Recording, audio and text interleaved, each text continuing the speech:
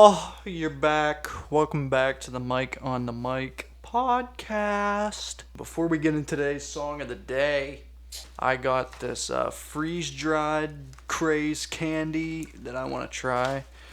First, this is from TikTok or whatever the flip. So we're going to give it a try, see what it's like, see if I can open the bag here. Okay. Look at that. You can see that. Pretty weird looking. I think it's a cat treat or something.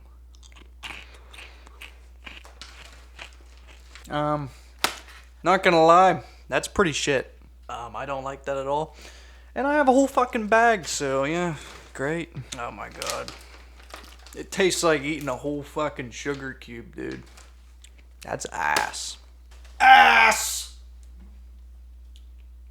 God, that was ass. But anyway, let's get in our regularly scheduled program. We got today's Song of the Day with DJ Mikey D. Spin That Wheel, baby. We got What I've Done, Linkin Park. Hell yeah, we can. Oh, what a song. That totally makes up for that shit that I just ate. What I've done. What I've done. Alright. Anyway, you don't want to hear that. I'm sorry about that. But let's get into our first story of the day, fellas. What do we got? It's called Enter at Your Own Risk. New home security camera aims paintballs at intruders. I remember, I picked this one. I thought this would be funny. Because fuck Porch-Pirates. I hate them so much. So Porch-Pirates, you better beware. There's a new home security camera on the horizon, promising to deter would-be intruders and package thieves with paintballs fired at ultra-high precision. If I wasn't incorrect here, I think I'm reading an ad, eh? That's amazing. It's called OZIT. It's a Slovenia-based startup, and it's raising money for an AI-powered home surveillance system that's going to be using facial recognition and an app-based system to fire paintballs or even tear gas pellets. My fault. My apologies. I'm shitty at fucking reading. But yeah, tear gas pellets that you can even put in there too. And let me tell you, that'll have people running. The Paint Cam Eve is what it's going to be called. It's going to become equipped with night vision technology. A lot of cameras do, honestly. That's not too high tech. A warning laser with a built-in speaker to issue a verbal instruction for intruders to skedaddle the hell out of there. If the interloper doesn't leave, the homeowner can choose to fire a paintball at them at will. A wacky promo video for the device promises to fend off unwanted animals, burglars, and perhaps... sorry, my cat's freaking messing with stuff.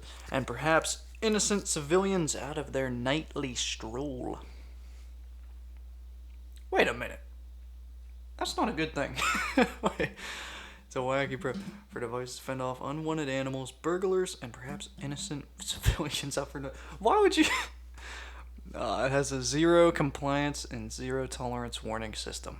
So yeah, perhaps you could just shoot a nightly walker, which, I mean, I don't know what the hell.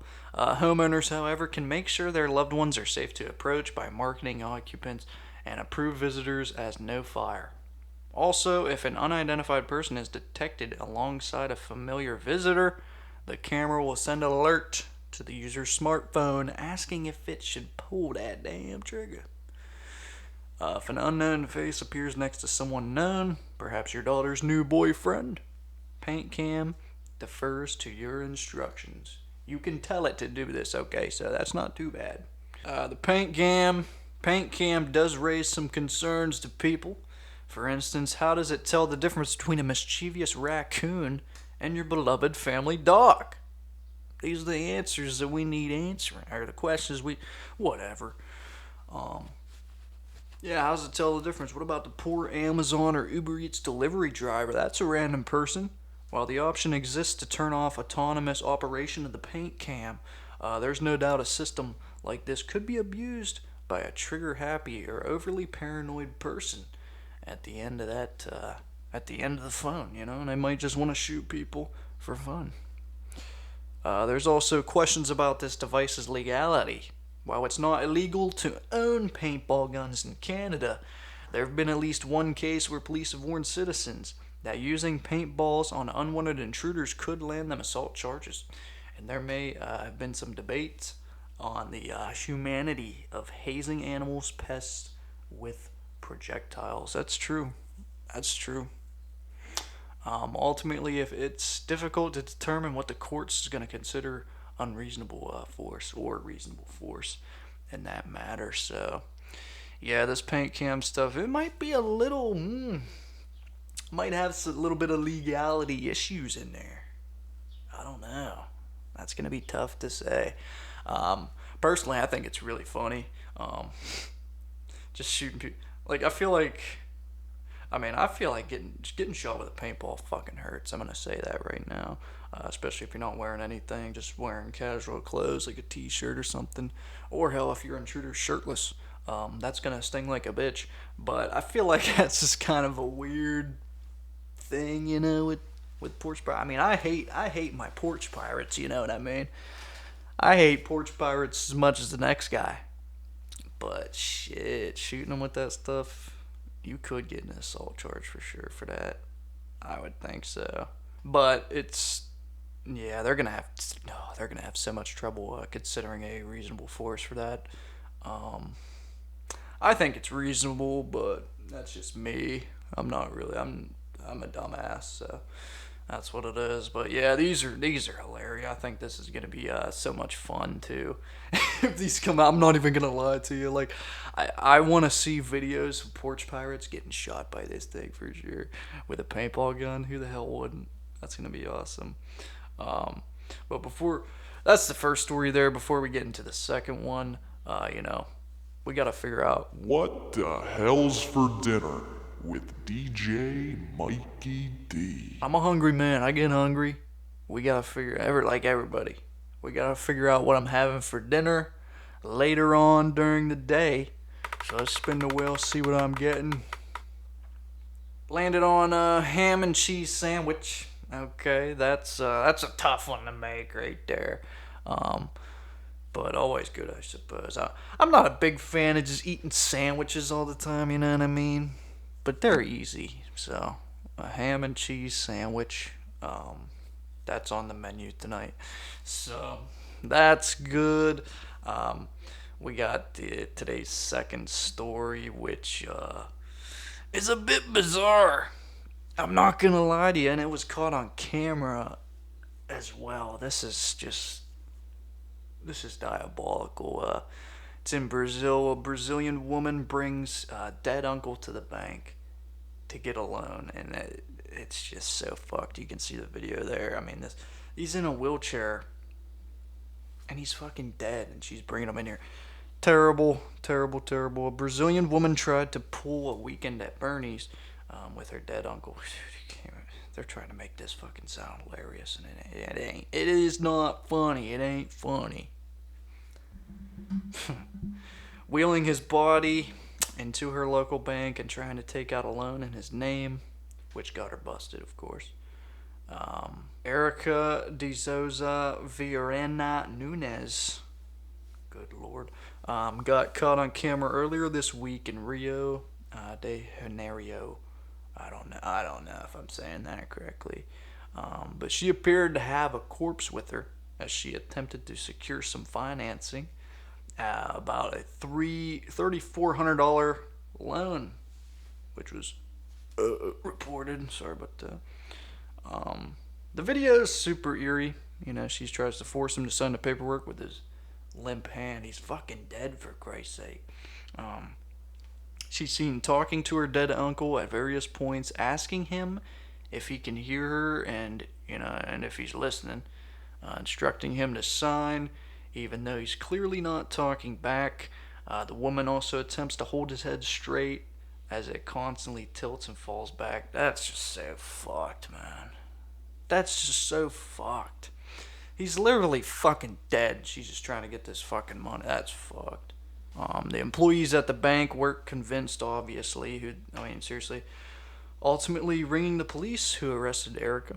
Authorities confirmed the victim's name was Paulo Roberto Braga, and he was dead for hours before being wheeled into the bank on Tuesday. So you gotta be fucking kidding me. He was dead hours before, and they didn't give a fuck. They just, oh my god, she just wheeled him in there. God damn. Erica may be charged with theft through fraud, embezzlement, as well as abuse of a corpse. Cops are trying to determine how this man died, and if any other family members are involved in this incident. Although it's trying to get a loan of $3,400, I wouldn't imagine any other family member is in on this, but if they are, that is fucked up. That's fucking insane. And this story is brought to you by TMZ. I fucking hate TMZ. They're just making a fucking mock of this, making fun of it, and even put it on their fucking podcast. And are just literally comparing this to the fucking Weekend at Bernie's, which is kind of funny, I'm not gonna lie, but that's seriously so fucked. I mean, who does a fucking thing like this? The video is fucking disturbing. I hate that shit, dude. Yeah, what a fucking piece of shit, but Let's hit the cinemas. we found out what I'm having for dinner tonight, and while I'm eating dinner, I like to watch a movie while I do it, so we're gonna figure out what kind of movie I'm gonna be watching tonight. So let's spin that wheel, see what we're getting. I'm gonna be watching Joe Dirt while eating a ham and cheese sandwich. Oh my god, there's nothing I'd rather fucking do on a Friday, let me tell you. That's gonna be insane. Yeah, Joe Dirt while eating a ham and cheese sandwich. And oh my god, now we're getting into our final story of this episode. This one comes from Metallica. Metallica's James Hetfield is using Lemmy Kilmister's ashes in a Motorhead tattoo. Thought the title was pretty interesting, and I like Metallica. I want to see what's going on here. So, the Metallica frontman James Hetfield has a new tattoo, which includes some of Lemmy Kilmister's ashes. Don't know if I'm saying his name too correctly, but in a suitably rock and roll tribute to the Motorhead star. In an Instagram post on Wednesday, Hetfield showed off the Aces of Spades design etched on his middle finger. The ink is mixed with a portion of the remains given to Hetfield after the rock star died of cancer back in 2015. Salutes my friend and inspiration, Mr. Lemmy. Without him, there would be no Metallica, Mr. Hetfield wrote. Hetfield added that the tattoo, designed by prominent tattoo artist Corey Miller, meant he is still able to fly the bird at the world. That's fucking awesome. That's fucking cool as shit. Kilmister, affectionately known as Lemmy, founded Motorhead back in 1975 after being fired from rock group Hawkwind after his drug use, sadly. The band became British pioneers of heavy metal, releasing 22 albums, including 1980's iconic Ace of Spades and its anthemic title track. Yeah, I think definitely without Motorhead, Metallica wouldn't even be a damn thing. So this is a cool story for sure. Fellow 80s rockers Metallica, who have sold more than 100 million albums worldwide, have been open about the influence of Motorhead on their formation, their whole sound and career, as a matter of fact, to be honest with you. Speaking in 2016, Hetfield told Kerrang, I don't know what that is, but Hetfield told Kerrang that Lenny's death left him distraught. He says, "My vision of him was a statue of a man that was immortal. When he passed, it scared me, where the hell's our captain now?" He says, "He's been a godfather to us." There's no doubt without him, there wouldn't be a Metallica. When he was around, it just felt like things were going to be alright, he said. Man, that's so fucking sad, to be honest. Just a big hero of you fucking dying, man. I mean, just imagine that, man. A hero of mine? What's a hero of mine? Definitely my family. Big hero of mine. Jack Black. Hetfield, who continues to tour with Metallica, added, "It made us really want to live and enjoy everything we have and soak up every scream from a fan, every sweat bead that flies off of us. All the stuff we get to do for the 35 years we've been doing it. It makes us feel super blessed to still be doing it." That's a big thing to think about too, for sure. Man, these guys have been at it so long. 35 years Metallica's been going. That's insane. They still do. It's insane. I bet it is a super blessed feeling. I couldn't imagine, dude. It's insane. Last year, the U.S. group landed their fourth UK #1 album for the and first in 15 years with 72 seasons. Hetfield's unusual commemorative tattoo is not the first time Lenny's ashes have been used to pay tribute to the scene that he helped define. In March this year, it was announced that the urn containing some of them will be housed at the heavy metal festival Bloodstock at Catton Park in Derbyshire. That's insane. Jesus. Once the festival comes to an end in August, the urn is going to be moved to Nottingham music venue Rock City, where the band performed 10 shows between 1986 and 2006. Damn, that's crazy. 1987 through 2006. That's fucking sweet, man. That's dope. Dope of them to do that stuff. But yeah, James Hetfield got that tattoo on the bird so he can fly. That's amazing, man. Seriously. But that's our third and final story of the Mike on the Mic podcast today. It's a bit of a short one, I'm not gonna lie, but we flew through those damn stories. But hope you had a good time, nonetheless. But I'm DJ Mikey D. I'm gonna be signing out of here, and you'll catch me next time on the Mike on the Mic podcast. Give a follow, subscribe to the YouTube. I'm out.